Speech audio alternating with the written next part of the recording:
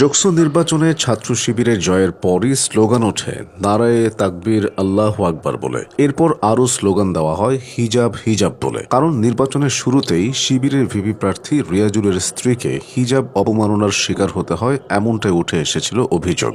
আর এই জয় ও স্লোগান যেন সেই অবমাননার কড়া জবাব। 5 আগস্টের পর থেকেই একের পর এক চমক দেখাচ্ছে শিবির। প্রথমে ডাকসু, এরপর জাকসু, এরপর রাকসু, চোকসু, আর এবার তারা চমক দেখালো যোগসুতে। প্রতিটি বিশ্ববিদ্যালয়ে শিবিরের জয় জয়কার। ডাকসু নির্বাচনের জয় পেয়ে সিজদায় লুটিয়ে পড়েছিলেন সাদিক কায়েম ও এস এম ফরহাদরা। তাদের সেই অগ্রযাত্রা এখনো চলমান। প্রতিটি বিশ্ববিদ্যালয়ের ছাত্র সংসদ নির্বাচনে ভূমিধস বিজয় পাচ্ছে ছাত্র শিবির। শিবিরের বিরুদ্ধে নেই কোনো চাঁদাবাজি বা অভিযোগ। শুরু থেকেই তারা মন দিয়েছে নিজেদের সংগঠন শক্তিশালী করতে। ন্যায়, নীতি, জ্ঞান, সহযোগিতা ও ভ্রাতৃত্ব গড়ে তুলে এগিয়ে গেছে শিবির। অন্যান্য ছাত্র সংগঠনের উপর যখন নানা অভিযোগ, তখন শিবির নিজেদের ইমেজকে রেখেছে ক্লিন। কেউ যেন তাদের দিকে অভিযোগের আঙুল তুলতে না পারে সেভাবে তাদের কর্মীদের শিক্ষা দিচ্ছে তারা। শিবিরে যোগদান করতে হলেও পড়তে হয় প্রায় 70টির মতো বই। আর বিভিন্ন চাঁদাবাজি থেকে শুরু করে হামলা মামলা থেকেও নিজেদের সরিয়ে রেখেছে তারা। তাই সাধারণ শিক্ষার্থীরা বারবার ভরসা করেছে ছাত্র শিবিরের প্রতি।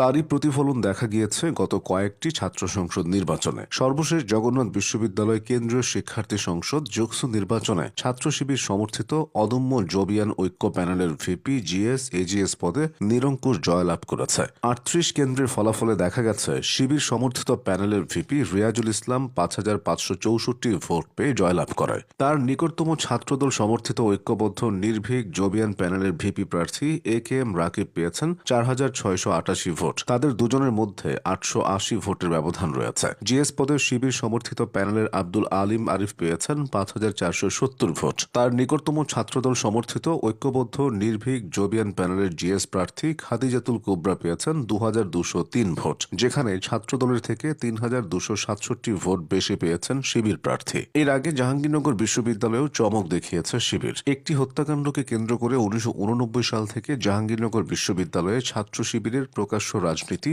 অনানুষ্ঠানিকভাবে নিষিদ্ধ ছিল। 2024 সালের 5 আগস্টের পর ওই বছরের অক্টোবরে শিবির প্রকাশ্যে আসে। প্রকাশ্যে আসার মাত্র 11 মাসে জাকসু ও হল সংসদ নির্বাচনে চমক দেখিয়েছিল তারা। অথচ 1989 সাল থেকে এই দীর্ঘদিন তারা জাহাঙ্গীরনগরে রাজনীতি করতে পারেনি। রাজনীতি নিষিদ্ধ থাকাবস্থায় দলটির নেতাকর্মীরা দলীয় পরিচয় গোপন রেখে বিশ্ববিদ্যালয়ের বিভিন্ন সংগঠনের নেতৃত্বে ছিল।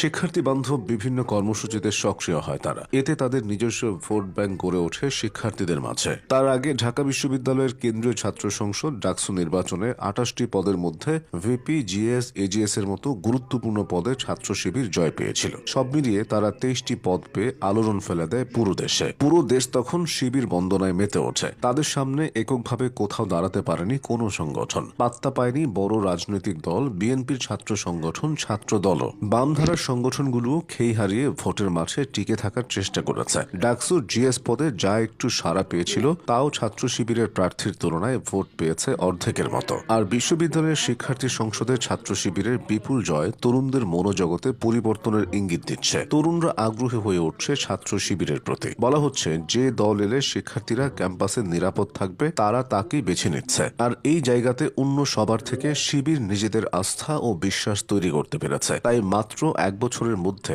ছাত্র শিবির হয়ে উঠেছে অদম্য। ইসলামী ছাত্র শিবির জিন্দাবাদ।